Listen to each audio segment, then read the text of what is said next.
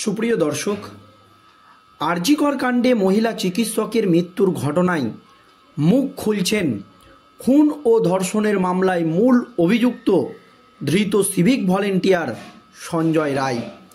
আর তারই মধ্যে কলকাতা হাইকোর্টে আরজিকরের প্রাক্তন অধ্যক্ষ সন্দীপ ঘোষকে নিয়ে একেবারে ধুন্ধুমার কাণ্ড।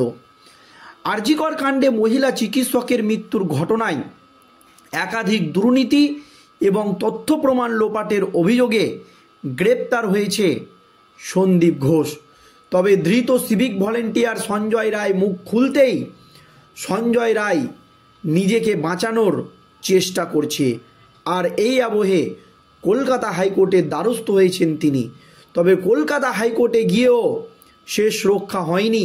শেষ পর্যন্ত কলকাতা হাইকোর্টে ঘটে যায় একেবারে ধুন্ধুমার কাণ্ড। কি হয়েছে এক্স্যাক্টলি ঠিক কলকাতা হাইকোর্টে আজ এবং কি দাবি করেছেন সঞ্জয় রায় জানাবো আজকের এই প্রতিবেদনে। দর্শক, সপ্তাহ খানেকের ব্যবধানে ফের বিস্ফোরক আরজিকর কাণ্ডে ধৃত সঞ্জয় রায়। এবার সরকার নয়, সরাসরি একেবারে নাম তুলে বোমা ফাটালেন সঞ্জয়। এদিন শিয়ালদাহ কোর্ট চত্বর থেকে প্রিজন ভ্যানে করে নিয়ে যাওয়ার সময় জানলা থেকে চিৎকার করে সঞ্জয় বলেন সে নির্দোষ, তাকে ফাঁসানো হয়েছে, এমনকি তাকে হুমকি দেওয়া হয়েছে বলে ক্যামেরার সামনে অভিযোগ তোলে সঞ্জয়।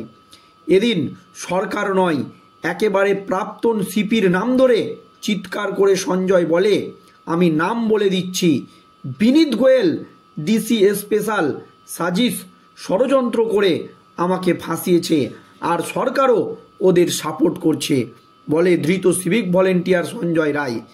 তাকে জিজ্ঞেস করা হয় কেন ফাঁসিয়েছে, ওরা কেন ফাঁসিয়েছে ওরা বলতে পারবে। আদালত থেকে বেরিয়েই বিস্ফোরক সঞ্জয় রায়। কোর্ট থেকে বেরিয়ে যে সময় ধৃত সঞ্জয় রায়কে গাড়িতে তোলা হচ্ছিল সেই সময় সে চিৎকার করে বলতে থাকে আমাকে বলতে দিচ্ছে না, আমাকে ফাঁসিয়ে দিয়েছে, বড় বড় অফিসাররা ফাঁসিয়েছে। এরপরই প্রাক্তন সিপির নাম উঠে আসে তার মুখে। প্রসঙ্গত এদিন আরজিকর হাসপাতালে তরুণী চিকিৎসককে ধর্ষণ ও খুন কাণ্ডে চার্জশিট গঠন করা হয়। চার্জশিট প্রেসের 28 দিনের মাথায় 3 ধারায় গঠন করা হয় চার্জ। সিবিআইয়ের চার্জশিটে নাম রয়েছে সঞ্জয় রায়ের। প্রসঙ্গত এই প্রথম নয়, এর আগেও একইভাবে বিস্ফোরক সব অভিযোগ তুলেছেন ধৃত সিভিক ভলেন্টিয়ার। কিছুদিন আগেই শিয়ালদাহ কোর্ট চত্বরে রীতিমতো বিস্ফোরণ ঘটিয়ে সঞ্জয় রায় বলেছিলেন এতদিন চুপচাপ ছিলাম, এতদিন কোনো কথা বলিনি, আমি রেপ বা খুন করিনি, আমাকে বলতে দেওয়া হয়নি, সেখানেও আমাকে নিচে নামিয়ে দিল, সরকারই আমাকে ফাঁসাচ্ছে, আমাকে সব জায়গায় ভয় দেখাচ্ছে যে নাম তুমি কিছু বলতে পারবে না, আমাদের ডিপার্টমেন্ট আমাকে ভয় দেখিয়ে এসব করেছে। সেই সময় নিজেকে নির্দোষ বলে দাবি করেছিলেন আরজিকর কাণ্ডের মূল অভিযুক্ত সঞ্জয় রায়। গত 14ই আগস্ট আরজিকর কাণ্ডে সঞ্জয় রায়কে হেফাজতে নেয় সিবিআই। 23শে আগস্ট আরজিকর কাণ্ডের মূল অভিযুক্ত সঞ্জয়কে জেল হেফাজতে পাঠায় আদালত।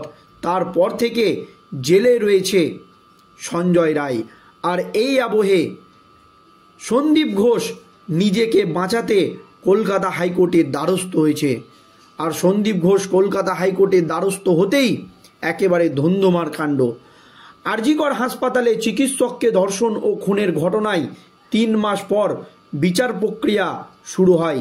আজ থেকে শিয়ালদহের অতিরিক্ত জেলা দায়ের আদালতে বিচারকের এজলাসে শুরু হবে এই মামলার ট্রায়াল। এবার এই নিয়ে সামনে আসছে বড় খবর। জানা যাচ্ছে বড় বিপাকে পড়তে চলেছে আরজিকরের প্রাক্তন অধ্যক্ষ সন্দীপ ঘোষ। আরজিকর চিকিৎসক ধর্ষণ খুনের মামলায় তথ্য প্রমাণ লোপাটের অভিযোগে আরজিকরের প্রাক্তন অধ্যক্ষ সন্দীপকে গ্রেপ্তার করেছে কেন্দ্রীয় তদন্তকারী সংস্থা। ওই একই ঘটনায় টালা থানার প্রাক্তন ওসি অভিজিৎ মণ্ডলকেও গ্রেপ্তার করা হয়েছে। এবার জানা যাচ্ছে এই 2 জনের বিরুদ্ধে চার্জশিট জমা দেওয়ার তোড়জোড় শুরু করেছে কেন্দ্রীয় তদন্তকারী সংস্থার সিবিআই আধিকারিকরা। আর তাতেই মাথায় বাজ পড়েছে সন্দীপ ঘোষের। আরজি কর কাণ্ডে ইতিমধ্যেই প্রথম চার্জশিট পেশ করতে চলেছে কেন্দ্রীয় এজেন্সি। সেখানে ধর্ষক খুনি হিসাবে উল্লেখ ছিল ধৃত সিভিক ভলেন্টিয়ার সঞ্জয় রায়ের নাম। এবার জানা যাচ্ছে সাপ্লিমেন্ট চার্জশিট পেশ করতে চলেছে সিবিআই। সেখানে সন্দীপ ও অভিজিতের নাম থাকতে পারে বলে সূত্রের খবর। রিপোর্ট বলছে সন্দীপ অভিজিতের বিরুদ্ধে চার্জশিট দিয়ে নতুন ধারা যোগ করার আবেদন জানাতে পারে কেন্দ্রীয় তদন্তকারী সংস্থা। চলতি সপ্তাহেই সিবিআইয়ের চার্জশিট জমা করতে পারে বলে জানা যাচ্ছে। এইদিকে খবর প্রকাশ্যে আসতেই জোর চর্চা শুরু হয়েছে। উল্লেখ্য, গত 8ই আগস্ট রাতে আরজি কর হাসপাতালের 4 দেওয়ালের ভিতরে ধর্ষিতা হয়ে খুন হন একজন মহিলা চিকিৎসক। 9ই আগস্ট সকালে উদ্ধার হয় তার নিথর দেহ। এর 24 ঘন্টা কাটতে না কাটতেই সিভিক ভলেন্টিয়ার সঞ্জয় রায়কে গ্রেপ্তার করে পুলিশ। পরবর্তীতে আরজি কর কাণ্ডের তদন্তভার সিবিআইয়ের হাতে তুলে দেওয়া হয়। এই ঘটনার তথ্য প্রমাণ লোপাটের অভিযোগে সন্দীপ এবং অভিজিৎকে গ্রেপ্তার করে কেন্দ্রীয় তদন্তকারী সংস্থা। এবার শোনা যাচ্ছে তাদের বিরুদ্ধে চার্জশিট দেওয়ার তোড়জোড় শুরু করেছে কেন্দ্রীয় গোয়েন্দা সংস্থা। আর এই আবহে কলকাতা হাইকোর্টের দ্বারস্থ হয়েছেন আরজি করের প্রাক্তন অধ্যক্ষ সন্দীপ ঘোষ এবং তিনি জামিনের আর্জি জানিয়েছেন। এক কথায় পুলিশের হাত থেকে পালানোর চেষ্টা করছে সন্দীপ ঘোষ, পুলিশের হাত থেকে বাঁচার চেষ্টা করছেন সন্দীপ ঘোষ। সেই জন্য তিনি কলকাতা হাইকোর্টের দ্বারস্থ হয়ে সন্দীপ ঘোষের আইনজীবীর দাবি তাকে বেআইনিভাবে আটকে রেখেছে সিবিআই, তার মক্কেলকে জামিন দেওয়া হোক।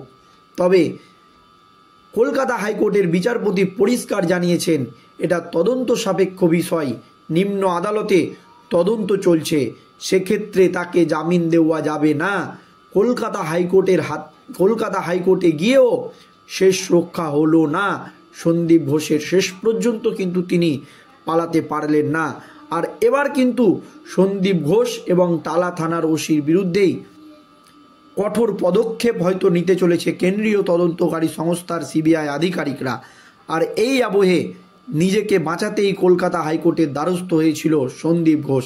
তবে কলকাতা হাইকোর্টের বিচারপতি পরিষ্কার জানিয়ে দিয়েছেন নিম্ন আদালতে তদন্ত চলছে, নিম্ন আদালত কি রায় দেয় তারপরই কলকাতা হাইকোর্ট এর দ্বারস্থ তারা হতে পারেন। তবে এখন কলকাতা হাইকোর্ট কোনো পদক্ষেপ করবে না, এ কথা কিন্তু পরিষ্কার জানিয়ে দেওয়া হয়েছে কলকাতা হাইকোর্টের তরফ থেকে। এক কথায় সিবিআইকে চ্যালেঞ্জ করে কলকাতা হাইকোর্টে গিয়েও শেষ রক্ষা হলো না সন্দীপ ঘোষের। ধন্যবাদ।